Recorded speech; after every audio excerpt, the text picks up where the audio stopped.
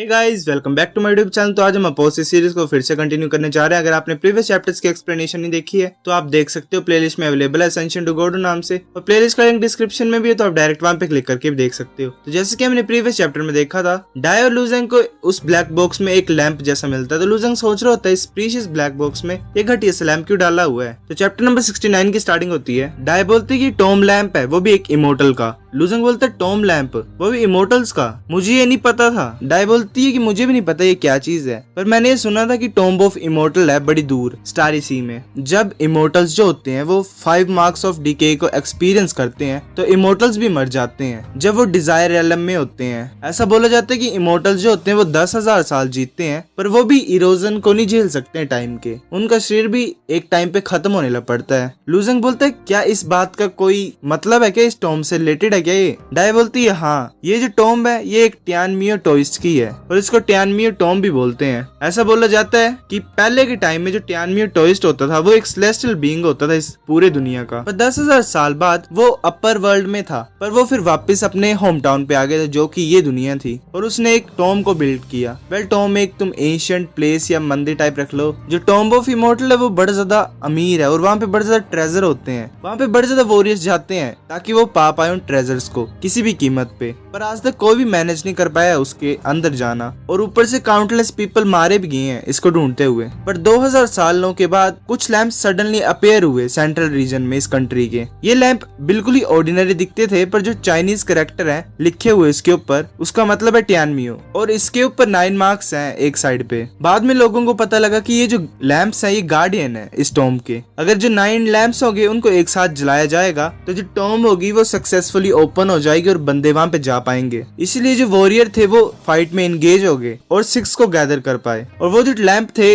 वो finally masters जो होते थे सिपिन सेक्ट के और रूपिन सेक्ट के, उन्होंने रख लिया, और जो रिमेनिंग 3 लैंप्स थे वो मिसिंग हो गए। पर ये माना जाता है कि वो जो 3 लैंप्स है वो भी छुपाए गए हैं और अननोन मास्टर्स के पास हैं, और जब लैंटर्न डे होता है तब वो सेक्ट उन लैंप्स को लाइट कर देते हैं। वो ये होप करते थे कि जिसी के पास भी लैंप है वो भी लाइट करेगा उनको लैंटर्न डे में, और उन्हें पता लग जाएगा लैंप के नंबर का, क्योंकि जो मार्क्स होते हैं उस लैंप पे वो ग्लो करते हैं। जैसे अगर 8 लैंप्स को ग्लो किया जाएगा तो 8 मार्क्स ग्लो होंगे। टोटल 9 मार्क्स होते हैं लैंप्स पे। 30 साल पहले 8 लैंपों को जगाया गया था, और जो सेक्ट्स है वो बड़े ज्यादा बेसब्री से वेट कर रहे हैं लास्ट लैंप को अपीयर होने के लिए, ताकि वो एंटर कर सके टियानमियो टॉम्ब में। मैंने एक्सपेक्ट नहीं किया था कि ब्लड डेविल एम्परर के पास लास्ट लैंप था। अगर मैं इस इनहेरिटेंस को ओपन नहीं कर पाती तो ये हमेशा यहाँ पे लॉक रहता। लूजेंग सोच रहे होते कि ये बड़ी ज्यादा हैरानी की बात है कि जो इमोर्टल टॉम्ब है और इमोर्टल मैंशन है उनके बीच में क्या कनेक्शन है। ऐसे तो मैं टेम्पररी ओनर हूँ उस मैंशन का, इसलिए मैं अभी कुछ नहीं कर सकता हूँ। लूजेंग बोलता क्या ये इमोर्टल टॉम्ब लैंप है, तो डाई पकड़ लेती है उसे अपने हाथ में, बोलती ये मेरा है। लूजेंग बोलता ओए। डाई बोलते कि तुम वैसे भी क्लाउड टेम्पल के एक मेंबर हो, अगर मुझे चांस मिला इसे लाइट करने का तो मैं पक्का ही तुम्हें अपने साथ लेके जाऊंगी। लूजेंग उसके कंधे के ऊपर हाथ रखता है और बोलता है रुको।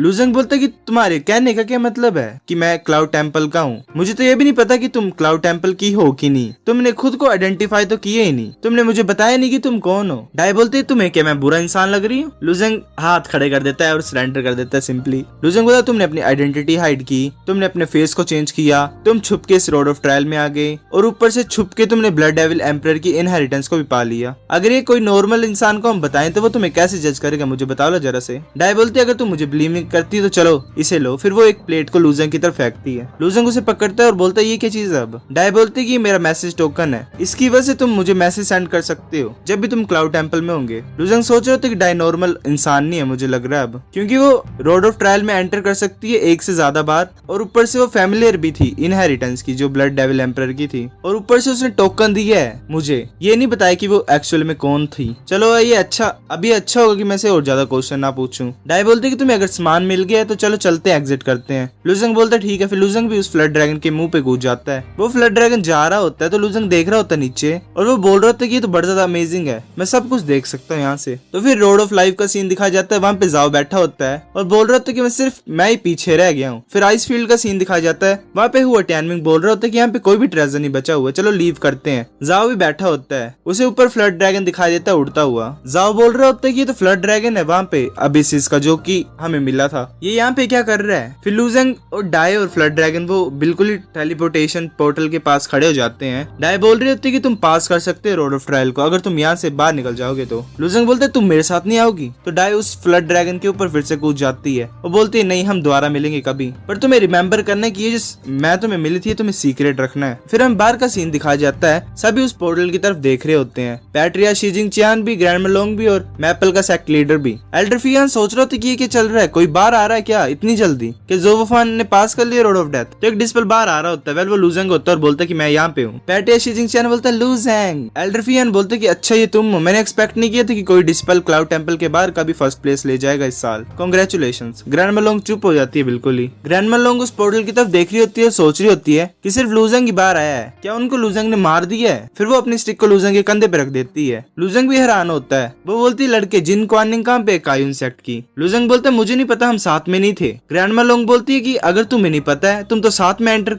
करे थे रोड ऑफ डेथ में उसके साथ, और तुम अब ये बोल रहे हो कि मैंने मिस्टेक की है तुम्हें गलत साबित करने के लिए। किसे पता कि तुमने उसके साथ कुछ किया होगा कुछ बेनिफिट्स को पाने के लिए। लूजेंग बोलता है कि मैं आधे रास्ते में अलग हो गया था उससे, तुम मुझे ब्लेम नहीं कर सकते अगर वो इतने ज्यादा बेकार होंगे और कुछ नहीं कर पाएंगे खुद के बलबूते पे। लूजेंग सोच रहा होता है अच्छा ये गोल्डलैंड स्टेट, इसका ऑरा तो बड़ा ज्यादा खतरनाक है। वो लूजेंग की तरफ अटैक करने लगी होती है और बोलती है कि बकवास करना बंद करो, मैं तुम्हें एक लेसन सिखाऊंगी। पर पैट्रिया, शी जिंगचियान उसकी तरफ अटैक कर देता है और ग्रैंड मेलोंग डोज कर लेती है उसे और पीछे कूद जाती है। ग्रैंड मेलोंग देख रही होती है पैट्रिया, शी जिंगचियान की तरफ। वो शी जिंगचियान भी बोलता है कि ओल्ड वुमन तुम क्या पागल हो क्या, तुम क्या सोच रहे हो मैं वीक हूँ। ग्रैंड मेलोंग बोलती है कि तुम्हारी इतनी हिम्मत मेरे से फाइट करने की, तुम्हें क्या लगता है कि मैं डरूंगी तुमसे। एल्डर फियान बोलता है कि शांत हो जाओ। ग्रैंड मेलोंग तुम हर बार ऐसे ट्रबल को नहीं मेक कर सकती हो, तुम एक मास्टर हो एक सेक्ट के। ग्रैंड मेलोंग बोलती है कि एल्डर फी क्वानिंग पक्का इसने मार दी है। एल्डर फियान बोलता है कि बकवास करना बंद करो लोंग, जियो हुआ इतने ज्यादा साल हो गए पर तुम सेम ही कैसे हो, अगर तुम ऐसे बकवास करते रहोगे तो मुझे तुम्हें मैनर्स सिखाने पड़ेंगे। ग्रैंड मेलोंग चुप हो जाती है और अपने डंडे को नीचे फोड़ देती है, बोलते मैं इस चीज को बाद में सेटल कर लूंगी। लूजेंग हंसता है मन ही मन में और बोलता है कि ग्रैंड मेलोंग का नाम लोंग जियो हुआ है। अच्छा फियान बोलता है कि शांत हो जाओ। लूजेंग बाकी जो 7 पीपल से जो रोड ऑफ डेथ में एंटर किए साथ में वो कहाँ है, तुम क्यों अकेले आए हो। लूजेंग बोलता है कि मैं जो अबेसिस में गिर गया था रोड ऑफ डेथ में, पर मैं जब अबेसिस से बाहर आया तो मैंने देखा कि कोई भी नहीं था रोड ऑफ डेथ पे, अब मुझे नहीं पता वो कहाँ पे है। तो वहां से एक और डिस्पल आ जाता है बाहर टेलीपोर्टेशन से, तो वो मैपल होता है। मैपल खुशी खुशी बाहर आ रहा होता है, पीछे से ज़ोवोफान भी चला होता है। वो बोल रहा होता है, वो सोच रहा होता है कि ये इंसान तो कुछ ज्यादा फास्ट है, मैं इसे आगे नहीं जाने दे सकता हूँ लास्ट मिनट में। वो निकला नहीं होता है बाहर, पर मतलब टेलीपोर्टेशन के लिए फाइट कर रहे होते हैं कि कौन बाहर निकलेगा, कौन सेकंड और थर्ड प्लेस लेगा। मैपल सोच रहे होते कि ये बंदा बड़ा ज्यादा तंगी दे रहा है मुझे, ये हर बार मेरे रास्ते में क्यों आ रहा है, मेरे को फाइनल मेहनत करनी पड़ेगी, पर मेरे पास और भी ट्रिक्स हैं। फिर मैपल अपने वो स्टोन्स को फेंक लेता है ज़ोवोफान के साइड और बोलता है कि मेरे थंडर बोल को लो। वो स्टोन उसके पैर पे गिरता है ज़ोवोफान के और वो ब्लास्ट हो जाता है। ज़ोवोफान स्मोक से बाहर आता है, पर मैपल कूद के बिल्कुल उसके आगे आ जाता है, बोलता है कि अब मेरे से कम्पीट करके बताओ। ज़ोवोफान बोल रहा होता है कि क्या घटिया किस्मत है मेरी। पीछे से हुआ टैनमिंग और पीटियानियाओ भी भाग रहे होते हैं। हुआ टैनमिंग मैपल को बोलता है कि सीरियस हो जाओ वरना मैं तुम्हें पीछे छोड़ दूंगा। हुआ टैनमिंग और पीटियानियाओ आगे की तरफ बढ़ जाते हैं। मैपल बोलता है कि नहीं टैनमिंग मेरे लिए रुको ओए, फिर वो सारे बाहर आ जाते हैं। ज़ोवोफान बोल रहा था कि हुआ टैनमिंग मेरी केयरलेसनेस की वजह से तुम फर्स्ट प्लेस ले गए हो। हुआ टैन बोलता है कौन, मैं फर्स्ट प्लेस नहीं, पीछे देखो लूजेंग फर्स्ट प्लेस पे। वो पीछे इशारा करता लूजेंग की तरफ। ज़ोवोफान बड़ी हैरानी से बोलता है कि ये कैसे हो सकता है। वो सोच रहा होता है कि ये इंसान ने पक्का ही कुछ बेकार से ट्रिक्स को यूज की है, मुझे पक्का ही पूछना पड़ेगा। वो गुस्से से बोलता है कि लूजेंग तुम तो अबेसिस में गिर गए थे और ड्रैगन ने तुम्हें खा लिया था, तुम यहाँ पे कैसे हो। वो मिस्टीरियस डिस्पल कहाँ पे गया क्लाउड टेंपल का, वो तुम्हारे साथ क्यों नहीं है। तो उनको बैंड से देख के एल्डर फियान आता है वहां पे और बोलता है कि क्या चल रहा है, ज़ोवोफान मुझे डिटेल्स में बताओ। तो ज़ोवोफान उसे ग्रीट करता है और बोलता है कि तुम्हें सच बताऊं तो मुझे डाउट्स हैं कि जो लूजेंग है वो पक्का ही मारा गया था रोड ऑफ डेथ में। जब अबिसिस का सीन था रोड ऑफ डेथ में तो वहां पे एक फ्लड ड्रैगन था नीचे, और हमने अपनी आंखों से देखा कि लूजेंग नीचे गिर गया था। जो मिस्टीरियस डिसिपल था क्लाउड टेंपल का वो उसे साथ में ले गया था और उन दोनों को फ्लड ड्रैगन ने खा लिया था। फिर ज़ोवोफान बोलता है कि पर ये पहले प्लेस पे आ गया और बच ही नहीं गया है, यहाँ पे पक्का ही कुछ अजीब है। फियान सोच रहा होता है कि उस ड्रैगन ने सारे जो भी